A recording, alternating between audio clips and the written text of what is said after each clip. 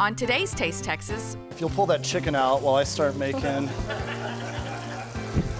You're so full of funnies. I should be used to this by now. But most of the people that come out have never been in a situation where they were around lavender or they saw lavender. This will be easy for not just a weeknight for dinner, this will also be great for breakfast or brunch. So pull up a chair and join us at the table.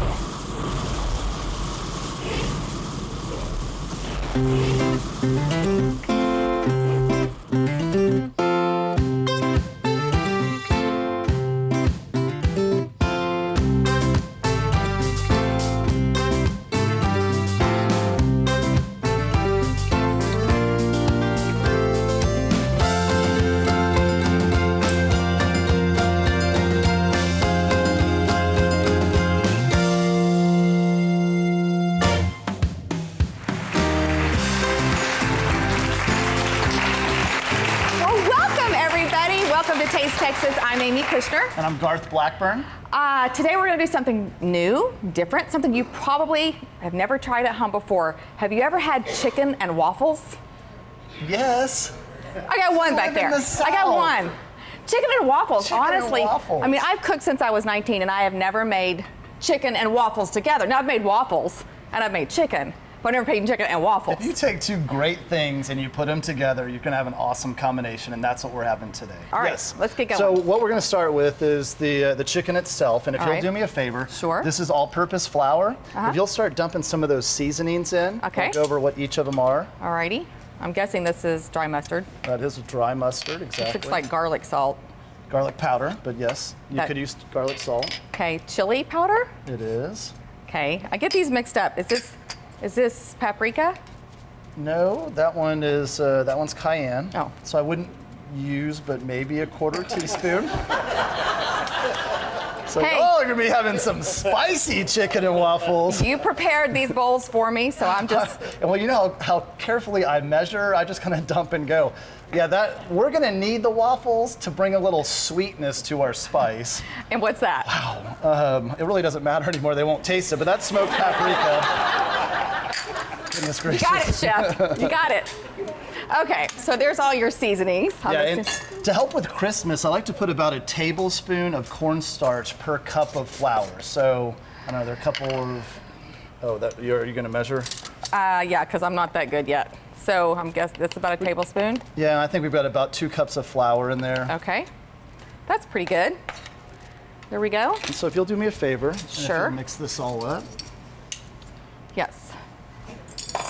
And I'm just trimming the outside off the chicken. No fat, no gristle. Right, cannot stand that part, especially if you're buying a split chicken breast. That means that the 2 breast lobes are actually connected in the center. You don't want to cook it that way because there's connective tissue between the 2 of them. The word connective tissue just. There's the chef talking, right? Not necessarily the home cook there. Don't put that on my menu, please. Connective tissue. No connective tissue on the Taste Texas menu today. Please remove the fat, the gristle, and the connective tissue. Thank you. That'll be the best piece of chicken you got right there. And this is farm-raised chicken. Really, we're looking for places that allows the chicken to just kind of roam freely, so they're not in some tiny little pen, and that's what we have here, some Texas chicken.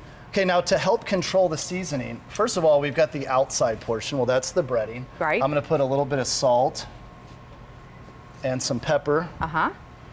You'll mix that in. But I also want the inside to be seasoned. So you want to flavor all the way along the process. And that's going to mean I'm going to put some salt and pepper. More salt? On our chicken breast. Wow. Okay, this is kosher salt, which is half the sodium by volume. So it looks like a lot of salt, but it's really not that much. Okay. And then we're going to put in a little bit of salt with our buttermilk. And that.